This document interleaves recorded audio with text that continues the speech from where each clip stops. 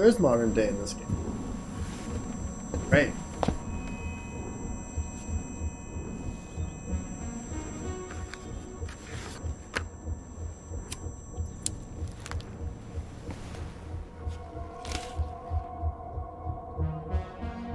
Do I actually get to do stuff this time?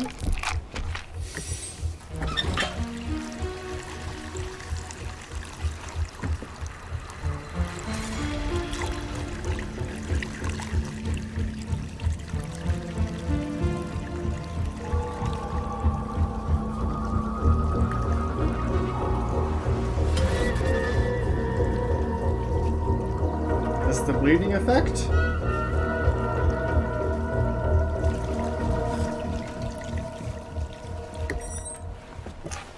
Fucked up. Forget her name.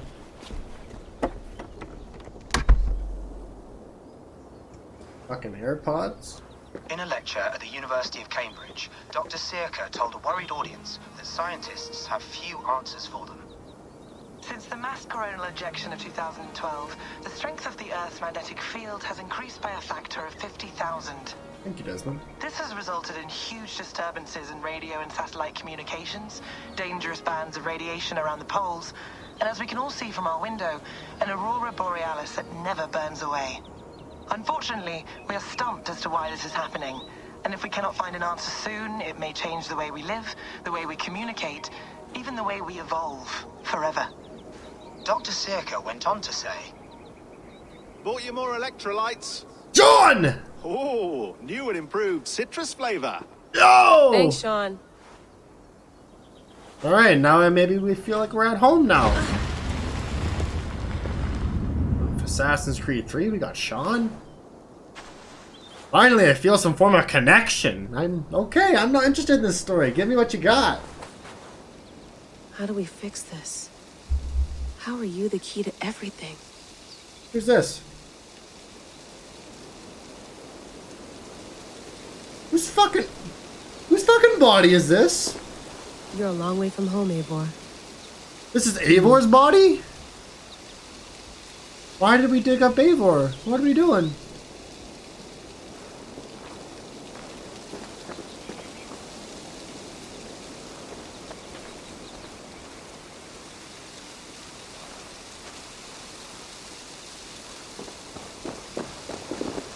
Ah.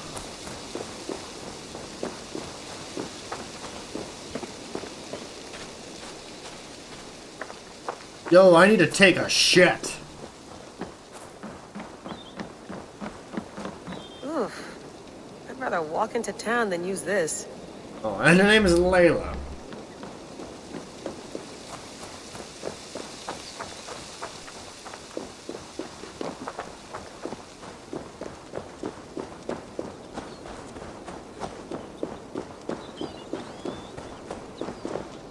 I'm not going anywhere. Not yet.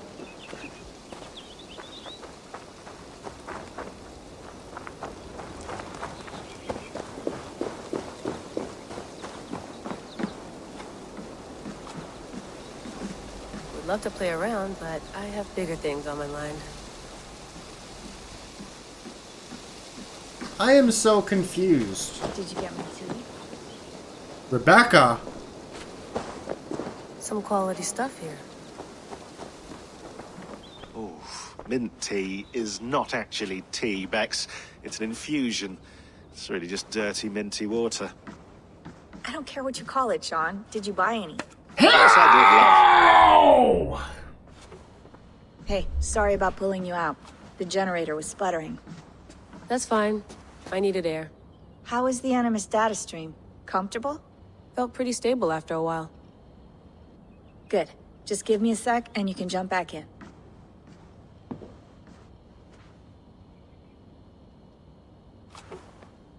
I think I need to refresh myself on the modern day. Another satellite came down. Did you see? I did. One of Abstergo's. That's good. Well, most of North America just lost its GPS service, so depends what you mean by good, really. Right. Even when we win, we lose.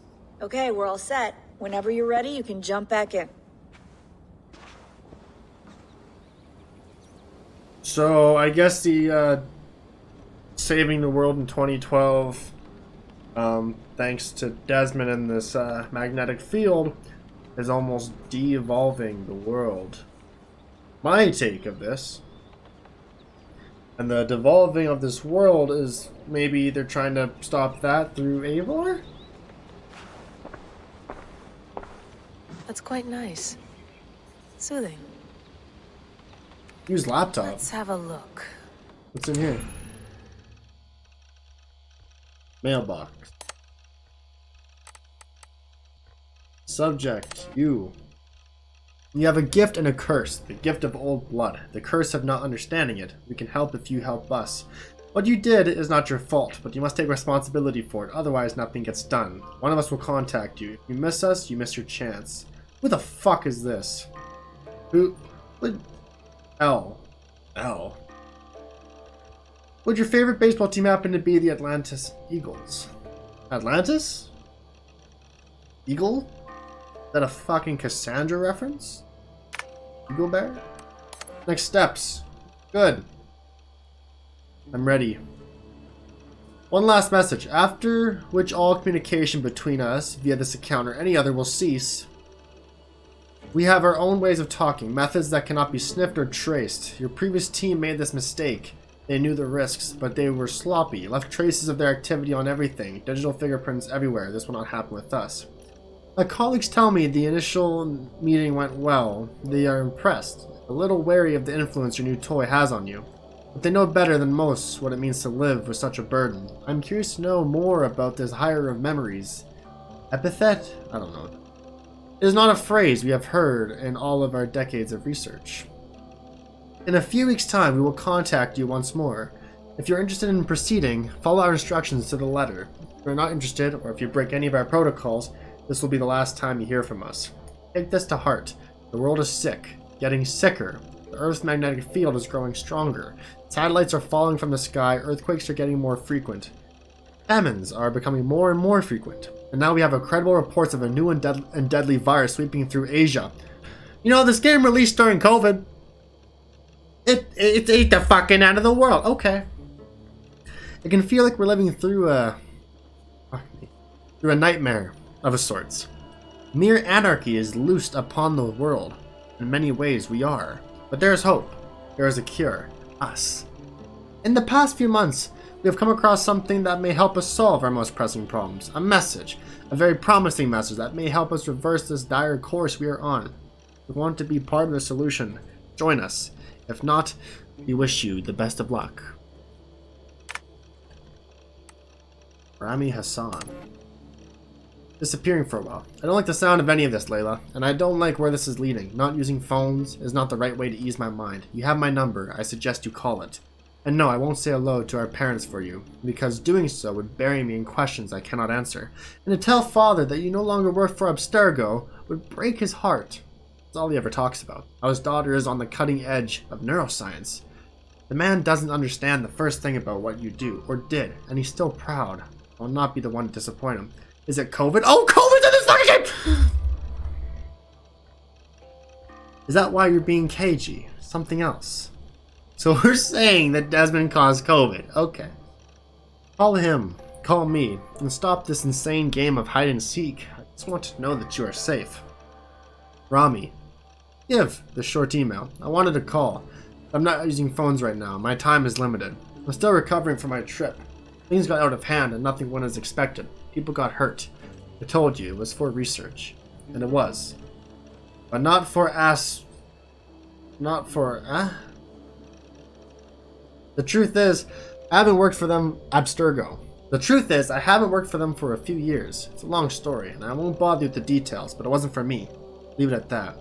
The group I'm with now, I can't explain. Not over email. But they've shown me things, given me opportunities, and opened my eyes to a broader view. But not without cost. In fact, I fucked up last year. Bad. More than once, and I need to make it right. I know all this sounds cryptic. It is. But I'm not in danger. Not in the way you might think. If I'm being vague, it's because I need to be. I don't want any data sniffers picking up on keywords that might raise alarms. Do I sound paranoid? A little. Here's a point. Don't worry about me. I'm with a couple of people who I trust now. They've been at this a lot longer than I have, and they're going to see me through this. I promise. This time next year, things will be better. The skies will be clear, the earthquakes will stop, and we'll celebrate Ramadan together. It'll be just like the 90s all over again. Tell Mama and Baba I miss them, that I'm doing fine. Your sis. Oh. Thanks for clearing that up in such profound detail. I'm sure I'll sleep soundly now. I don't have COVID. No, I'm well isolated. It's just 3 of us traveling together, staying out of sight. It's random. Files. English locals of note. Assassin Barus, or the Hidden Ones, more accurately. They operated in Roman Britain between the years 100 and 430 CE. It's not clear why they left, but the final day corresponds roughly to the Roman exodus from Britain. So I imagine their leaving had something to do with the Empire's retreat. Mission accomplished, or a loss of faith. Not sure. But we do know that it was several hundred years before the Hidden Ones returned to the island. It may be Basim, or Hytham, or the first in half a century. From our own archives, I believe there were 6 main Barus operating in the Roman period. These won't be the Saxon names, so you'll have to read between lines. Animus anomalies. Bex noticed these, about 10 embedded in the simulation. They're dense clusters of data that may screw with your ability to navigate Eivor's memories. Approach with caution. We don't know what they'll do if you get too close. They may be harmless. They may induce shock or wipe your mind. Hard to say. Best to on the side of hell no. But if you're curious, well, I warned you. Pieces of Eden. We don't know if any Isu artifacts you should be looking for specifically, but they're out there. This was a period where they often cropped up in legend. Norse or Saxon songs and tales speak of them often, so keep your eyes peeled.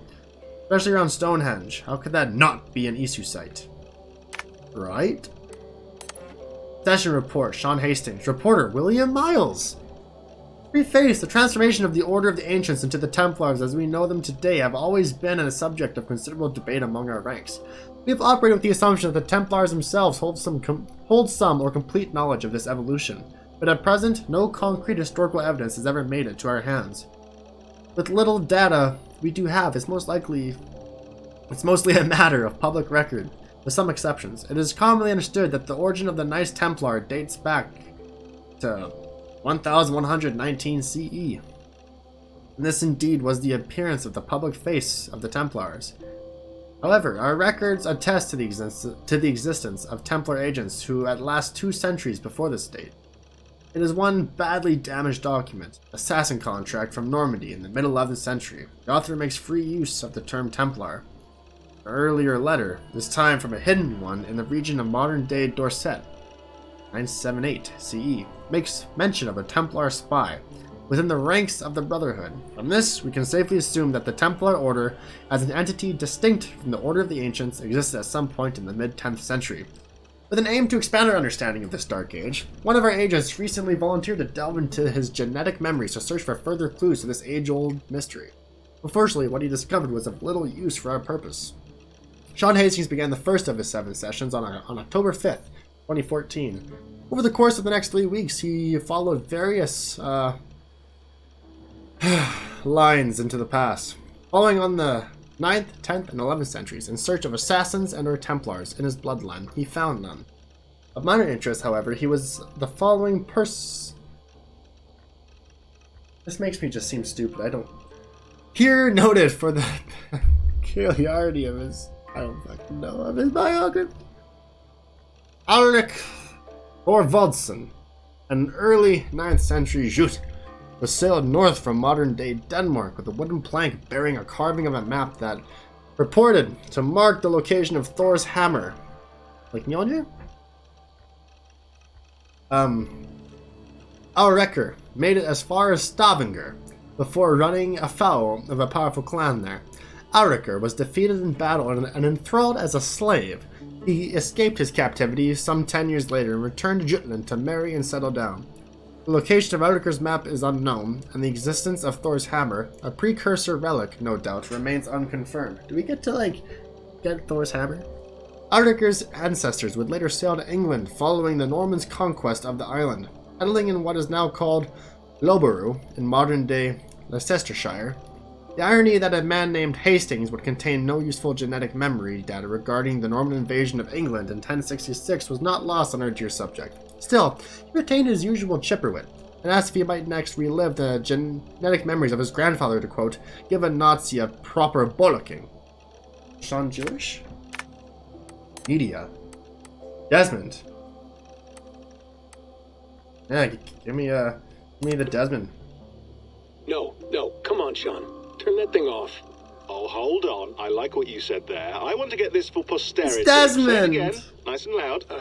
Seriously? Sure, come on. If nothing else, it'll give me leverage with your old man. Ah, that's your angle. Nice. What I said was, I wish I hadn't been born into the Assassins. I wish I had chosen this life. Is that good enough? Sure, but why is that? Because choice is the central idea of our creed. It underpins everything, right? It's about free will. It's about seeing the evidence before you and saying, yes, this is what I want, or no, this isn't for me. But when you're born into a group like this, or any other, like I was, you get mixed signals. You get told over and over again, this is what we believe. These are the rules. This is reality. No deviation. And if you question it, oh, they look at you like you killed a puppy. That's hardly free will. It's a weird irony when free will is your central belief, but nobody wants you to believe otherwise. I don't know how to say it exactly, but I always thought there was something self-destructive about our creed. If free will is the most important moral guidepost we have, we should be free to ignore it. To choose submission, for example. You know what I mean? Like, we should be free to side with the Templars. If it's really my choice, I could do that. Right. It's almost self-refuting. A democracy could democratically elect a dictator or choose to get rid of democracy altogether. Within our creed is the seed of its own destruction. That's what makes it powerful, I think. And fragile. Right. The more freedom you have, the more risky it is, you know? Anyway, my dad has mellowed over the years, but he was strict when we lived on the farm. He ran a tight ship. I never got the impression that I was free to choose my path forward. Our creed, our tenets, they were drilled into my head. By the time I was a teenager, I was following these rules out of a sense of duty. This was just what we did. That happens to a lot of organizations over time. The stagnation sets in, you know? The fundamentalism. Yeah. Following the rules becomes more important than achieving whatever goal you set out for yourself. And people start to lose sight of the reason the rules exist. That's called deontology, or a form of it. Following a rule for its own sake and not for the consequences it has. Yeah, but that feels backwards, doesn't it? Well, I think so. Following a rule is the easy part. Praying, taking a sip of wine, munching on a wafer. Rituals that give comfort. But that's just going through the motions. It makes people feel like they're doing something. When the hard work is, well, actually getting off your ass and doing something productive. I think people just want boundaries. Tight boundaries. They want to see the four walls that pen them in. I don't disagree. Anything outside that, anything that makes life more complex, that's scary. That's why I envy you. You chose this life. You went through that process and you decided, yes, I believe in this. Sure. It didn't stop me from being an insufferable know-it-all as a teenager, but I see your point. I would have loved to have been a know-it-all. I knew nothing. Not until you guys found me. Yeah. It wasn't until I met you and Bex and Lucy that I knew. I knew I wanted to be an assassin. Oh, thanks, Des. Come here. Bring it in, bud. I don't normally like touching, but I'll make an exception now. I am not hugging you. You sure? Because I smell very nice today. Can you just turn that off? Was recorded shortly before his death. November 21st. Fucking Mayan calendar. Fucking hell. It kind of adds another layer to the Assassin's Creed 3 ending. Desmond here is saying that he wanted a choice. He wanted to choose this. In the end, he chose to give his life. He had a choice to survive. He chose to die. Hold on, I'll just set this here. Do you guys record everything we talk about? Not everything, but you've been using the animus so much, I thought this was a good chance to learn some things about prolonged exposure. So I'm your guinea pig. No, my guinea pigs are all dead. The animus was too much for them to handle. Cute. Can I ask you about the bleeding effect? Any recent flashes? Any memories resurfacing? Yeah, the usual things. Ghost images of Altair and Ezio a few times a day. Nothing intrusive, just brief moments. They pass quickly, almost without me noticing. Like a figure in the corner of my eye. Or remembering a dream from the night before. I did have one extended hallucination a few days ago. It was Ezio. He was older, around the time he left Cappadocia. He was standing on the deck of a ship, alone. And through him, I could feel an intense regret or guilt. And it felt to me like he'd had a loss of faith in himself, in the creed, like he couldn't keep it up, couldn't stay true to his ideals. And as I watched him, I thought, is this the moment he decided he was done being an assassin? It felt like it. Anyway, most of my visions have been brief, lasting just a few seconds. They're like complete memories of small moments that appear suddenly out of nowhere, fully formed. It's a strange feeling. Okay, anything else? I'm starting to see Connor now, too. Though I hear his voice more often than I see him. I'm sure that will change. Oh, yeah, and yesterday, just before bed, I had a memory of being on a beach in the Caribbean with a bunch of sailors. Ah! Or maybe they were pirates. I don't know. No idea. Huh, we'll look into that. And how do you feel in general? In general? Well, I feel older, for one. Much older. And it's strangely comforting. I'm collecting the memories and skills and thoughts of so many people. I feel like I've lived a few hundred years or more. Is it possible that if I do this for too long, it'll push my own memories aside? That I'll be everyone but myself after a while? It's possible. That's called identity substitution. It's happened before, but it's rare. And someone with your background shouldn't need to worry. My background? You mean someone with my genes? My abilities? You have Isu DNA, and that lets you see things and do things and withstand traumas that other people can't. And I can suffer in ways that others can't. That's not something to be proud of. You mean the apple? Yeah. It has a pull, Bex. It tugs at my brain. It talks to me. Teases me. Drives me mad. And what I did to Lucy... God damn it. Nothing is worth the damage I did. The pain I caused. I know. But you're special. That's the point. I'm not special, Bex. I'm lucky. That's all. I understand. We're assassins. It's our creed that makes us different, not our genes, not our blood. Anyone can join us. That's true. But let's leave that aside for a second. What I want to know is, have you ever had any Isu memories resurface? Isu memories? I don't think so. I can't even begin to imagine what that would feel like. I think you'd know if you did. Maybe one day. We might be able to induce something. Jesus, let's fix the world first, okay? Before we start digging up my ancient ancestors. Deal. With my luck, I'll be related to some third-rate Isu like Sisyphus or something. Way to aim high, buddy. Hey, you gotta. That just adds like this whole new layer to Assassin's Creed 3 and just Desmond and the whole modern day. I really enjoyed that. Really enjoyed that. And it's weird too because I was 10 years old when Assassin's Creed 3 came out. Just for a while, it's like I was 10 again.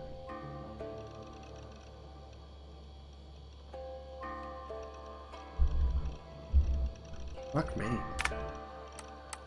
I lived, I died, and now I sleep. And in my sleep I dream. And in my dreams I see an end to the doom that will grip the earth once again. Find the wolf-kissed. Find the mad one. Find me. And save us all from another death. Fuck. A strange message broadcast from an unknown source north of the Arctic Circle. The message was broadcast for 9 days and ceased. Spectrum analysis of the message revealed coordinates to a Norse gravesite in New England, USA.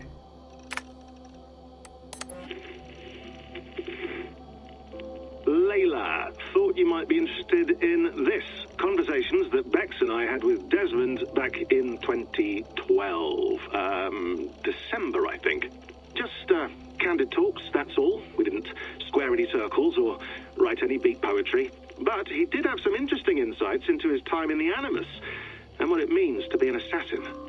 Anyway, have a listen. You might find you and he had similar experiences, so, well, let me know what you think.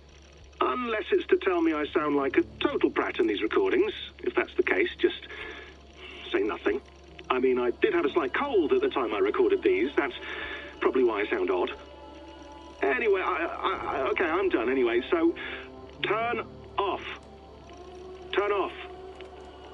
Oh, it's actually just a button. Sorry, here we go. Huh.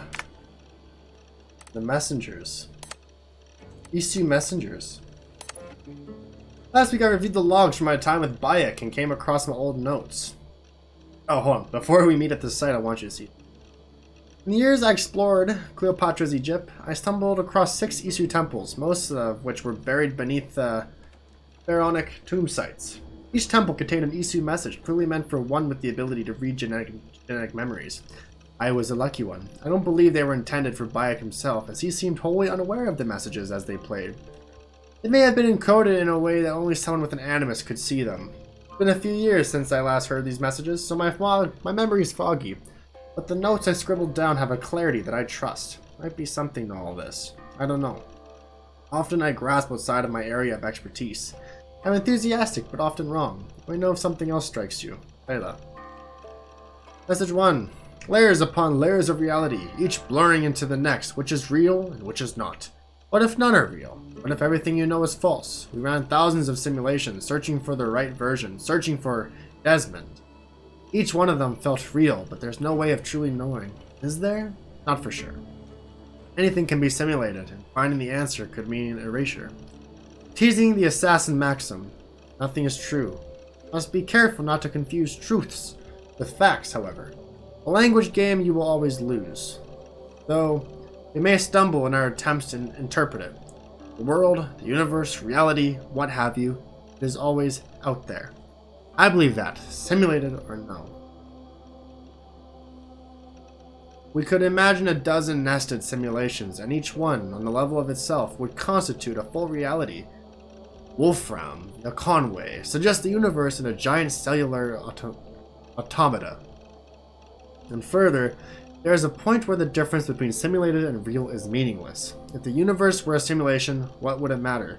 The simulation plus simulation itself would be real, and therefore everything within it would be real within the confines of the simulation.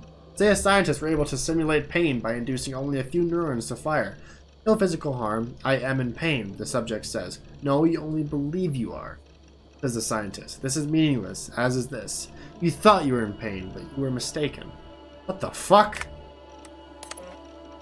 No surprise, you were designed to have boundaries. After all, and one cannot speak of that which one cannot conceive, the code. Equations that define life. They are nestled deep within every star and every mote of dust. Every second that passes is a word. Symbol. All part of an intricate yet simple language existing within the framework of time itself. It is the one rule which applies to us all, immutable, inescapable. We know this. Humans were the instruments of an earlier species, the Isu. Resist the temptation to say superior. Different. They were better suited to some tasks, ill suited to others. Possessed of a mind that we cannot know. What does not get us anywhere? What is it like to be an Isu? What is it like to be a bat? The implication that the Isu could read time is interesting. But if humans could read time, would it necessarily be in the same manner and for the same purpose? Whether constructed or evolved, or a little of both as we are, we cannot be said to have been built to achieve the same ends. A round disc on its edge is a wheel, on its side, a plate. How we use something can often determine its value and its perceived purpose. I fear for any person has read these stoned or on anything else and sit there like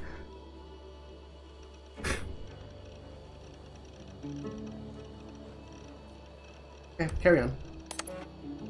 Break the code, break the node. These walls tell of a tragic story. A story we transcribed on our structures, on our artifacts, a story we could not alter. A mystery, defying us in plain sight.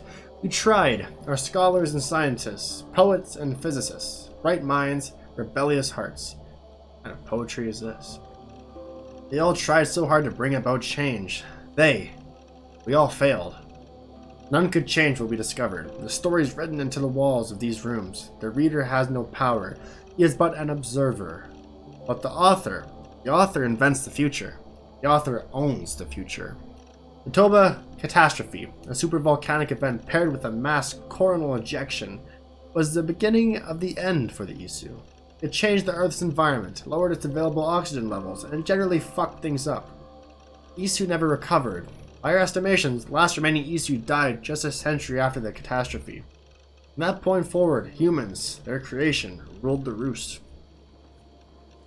This disaster was not unforeseen. Isu scientists had known about their impending doom for years, perhaps decades, before the catastrophe occurred. To protect themselves, they worked feverishly to find a solution. 6 methods they tried, but due to toxic combination of hubris, political infighting, bad luck, all 6 failed. The final method proved the most promising, and was nearly complete when tragedy struck.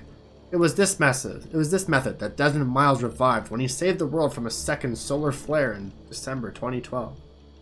His voice laments the compounded failure of their species to save themselves, but the truth is broader than that. They, with Desmond, saved us. Success deferred.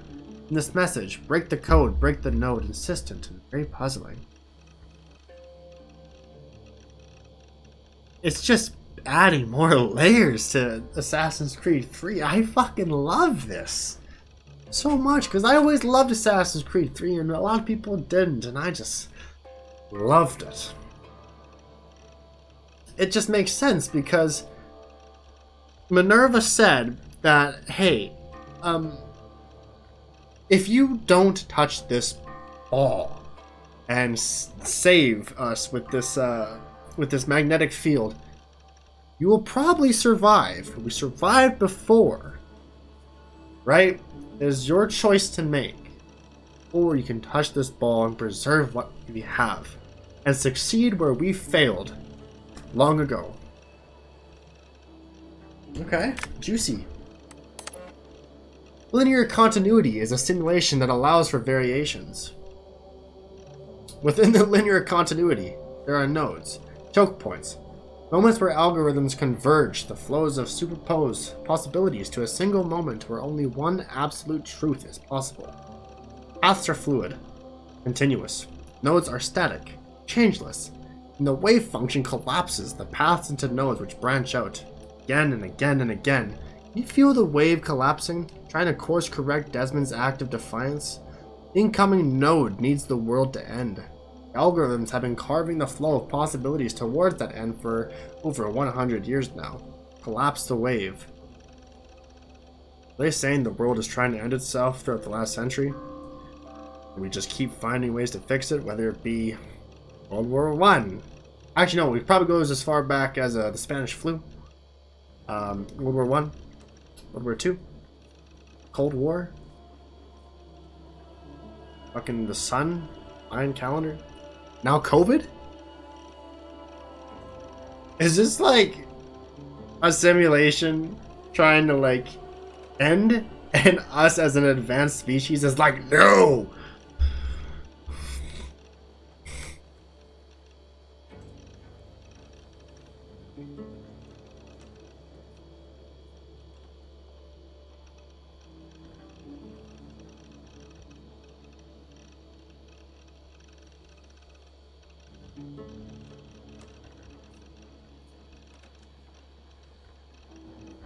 Man, it is 2 in the morning. I'm not trying to think about this. Collapse the wave. Catch the wave.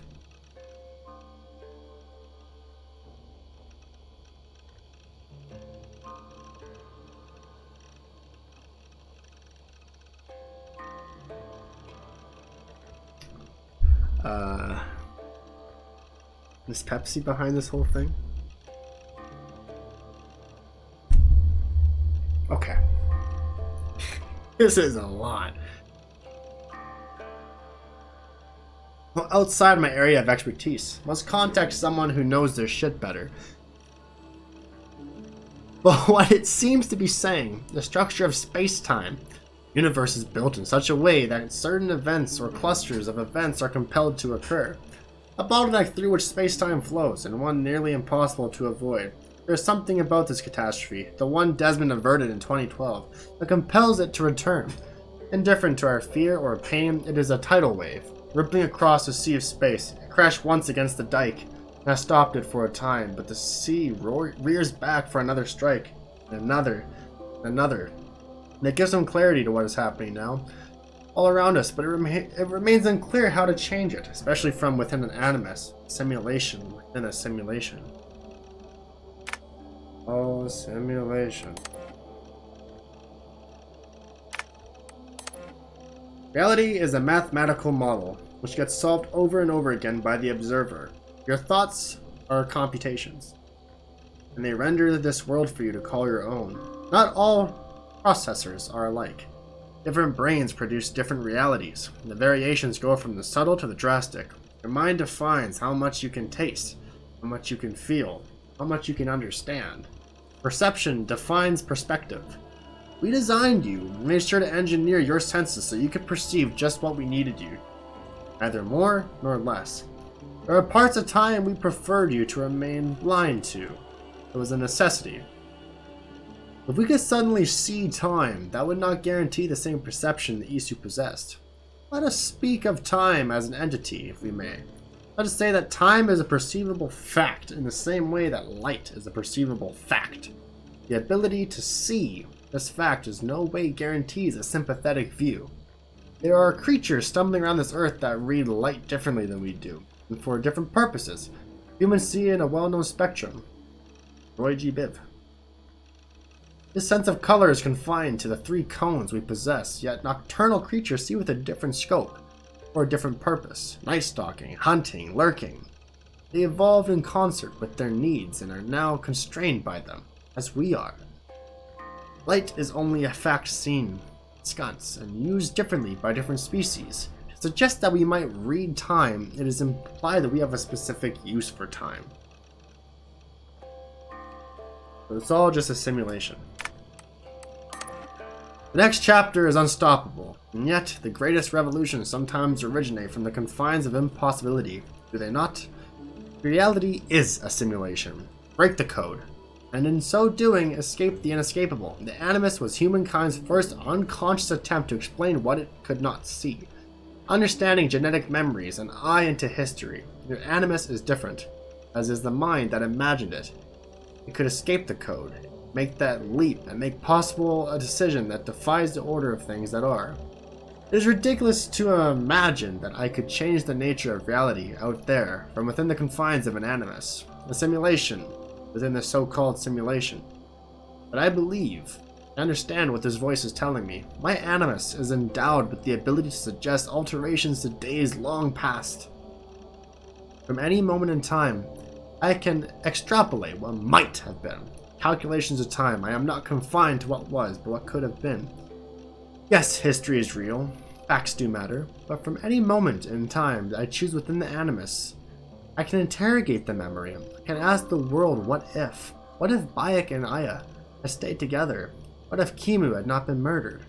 I can suggest these hypotheticals and watch how they unfold. Why would I want to? For knowledge? For a better understanding of what tragedies were avoided? Remains to be seen. I am, in a sense, a reader of the calculations, as the Isu were in days past. Perhaps one day, I will be able to harness this talent to see into the future, to predict, to correct, to avoid. That would be worth something. Staff of Eden. Okay, Cassandra. Acquired from the Eagle Bearer in 2018. Cassandra, the canon Eagle Bearer. Or is this just reading my save? This staff, one of many Isu staves known to us, is first and foremost a medical device with the ability to heal, repair, restore, and rejuvenate organic tissues with unprecedented swiftness. It has been known to extend the life of its bearers well beyond the average human and Isu lifespans, and is presumed to have the ability to resuscitate living creatures into critical or suspended states. It has not been verified if the staff has the ability to resurrect the dead, but this seems unlikely based on its known features. Are we going to start bringing these people back to life? Are we trying to bring Eivor back to life? It appears to work by reading and copying its bearer's DNA to ensure perfect replication on a broad scale. It is able to detect erroneous copies and deploy repairs so long as its bearer remains within direct contact. It has been used as a weapon, infrequently, possibly by taking advantage of the tremendous power it draws from the Isu's wireless energy levitation. The staff has also acted as a conduit or container for the personality of an Isu called Alethea. It is not known if this personality is Alethea's original conscious or a simulation of the original simulation again. Though most neuroscientists would call this a distinction without a difference. As of early 2019, the entity known as Aletheia has made no further attempts to contact me. As yet, a purpose, as the so-called higher of memories, as Aletheia has dubbed me, remains unclear. Secure share? Foreign folder? My stuff. Pictures.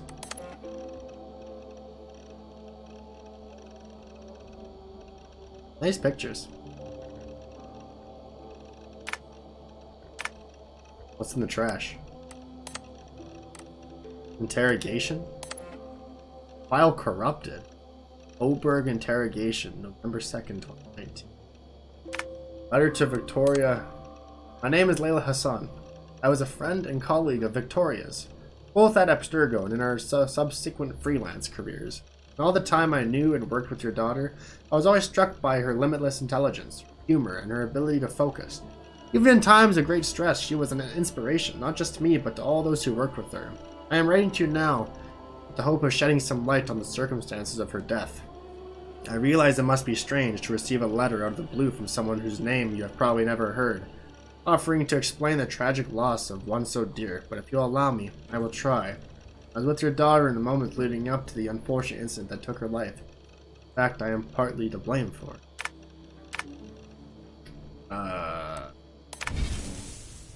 Oh.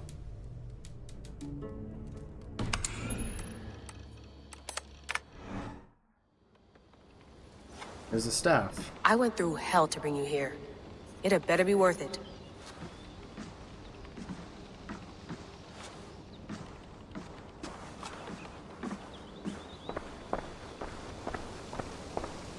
Sean has been busy. An audio fragment sent from our unknown location to our encrypted servers. Nothing was stolen, nothing corrupted, just a quick deposit and gone. We got lucky this time. What is it? A cryptic sound file? Voice unknown. With a signal beneath it. The signal was a code. Led us to a precise spot here in New England. We dug and good lord, we struck gold. Point is, it was a grave site. A Norse warrior dating to the late 9th century, early 10th century. A few centuries before the earliest known settlements. This is big news if we have it right. Questions remain. How did these bones get here and why? Hello, Layla. Sean, what do you make of the grave out there? Well, it overturns a few hundred years of scholarship about the first Europeans to set foot in North America. Apart from that, it's just a bunch of muddy bones, isn't it? Guess so. Can we talk about this thing on my neck for a second? Ah, the mood stabilizer. Yes. It's not harmful, is it? I mean, I feel good, but I want to make sure there's no side effects. There shouldn't be. It's only blocking outside signals, a passive effect, so the staff doesn't, you know, mess with you. Sean, what happened last year, I had no control over that. I tried to resist. I understand. And your old team, maybe they don't. But we've seen that sort of thing before. Still, if you want to work with us and get to the bottom of why the world is about to end for the second time in 8 years, then you wear that thing until we say otherwise. William's orders. I know. It's not a problem. It's just a few more weeks, yeah? Just until we figure this out. You're right. I know you're right. He's very conflicted. You mind if I put some music on? Go for it. Cool. What the fuck? Stop that right now. You gonna put this in the fridge, Sean? Of course. In half a minute. Remember, tomatoes go on the counter, not the fridge. Please enjoy your stay. Remember, all the garbage must be packed out, and please water the plants once a day. Yeah, I won't remember that. Sean, don't forget to water the plants while I'm under, okay? I'll add it to the calendar and tattoo it on my leg. Look at that, a record player. Be nice to sleep in a real bed when this is over.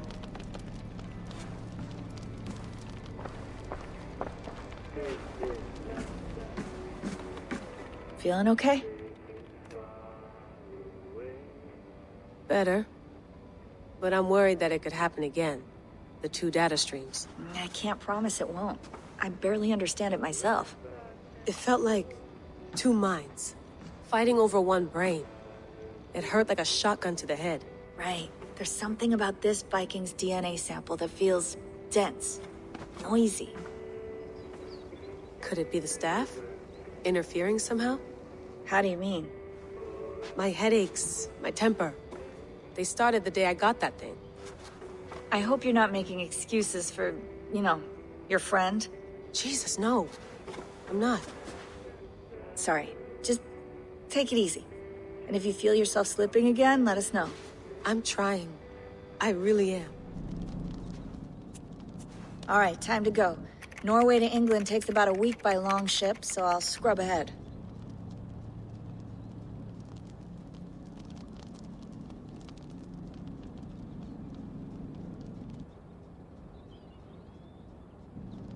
Layla, you Are okay? you blinded by His Majesty?